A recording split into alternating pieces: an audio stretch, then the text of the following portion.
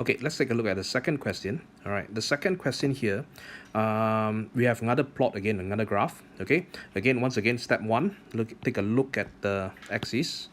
All right, actually over highlight. It says VT, so this is a velocity time graph. Okay, this is different from the earlier graph, which was a ST graph. Okay, so coming back to this graph here, so what do you think the slope here represents? Right, the slope from OA to AB to BC to CD to DE, right? So the slope, if you recall from our second equation, acceleration equals to V, final velocity minus initial velocity, all right, over time, all right? So the slope here from OA represents the acceleration, okay? For a VT graph, it's important to note that the slope represents the acceleration. Okay, same thing again. The question is asking you to describe the motion. So how do we say that from O to A, all right? So we say that the cyclist this is not meters, this is 6 meters per second, all right? He starts off at rest and ends up at 6 meter, from 0 to 6 meters per second, all right? Let's calculate his acceleration. His acceleration equals to the final velocity at A, which is 6, minus, all right, this equation, all right, minus his initial, which is at rest 0, over 4 minus 2, which will give you 3 meters per second squared.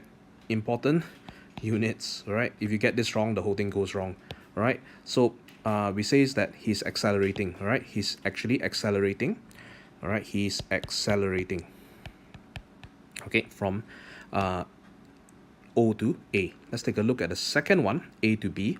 All right, if this looks familiar, okay, this is again B is a straight line, right? So what do we say about straight lines? So from O to A, his velocity is from 4 seconds to 8 seconds. His velocity has not changed, right? From 4 to 8 seconds, his velocity is still 6 meters per second.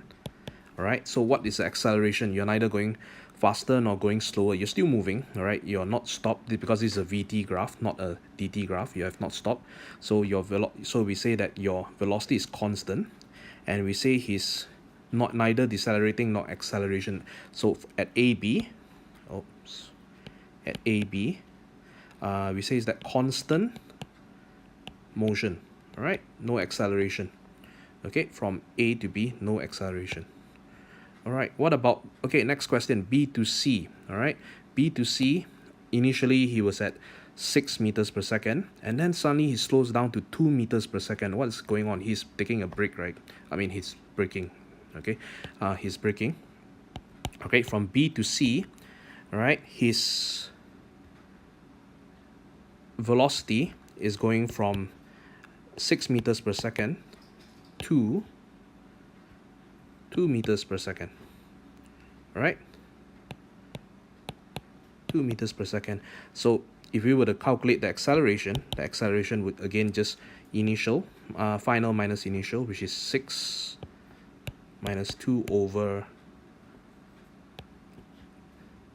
6 minus 2 over 10 minus 8, which would give you 6 minus 2 over 10 over 8, which would give you 4 over 2, which would give you sorry, it's the other way around. It's 2 minus 6, all right?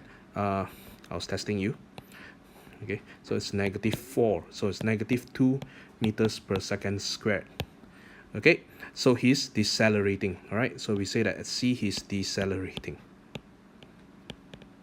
Okay, so D and E, you can do it by yourself. It's the same thing again. He's accelerating again over here from CD, and from DE he's again decelerating. It's going from 12 meters per second to 0 meters per second.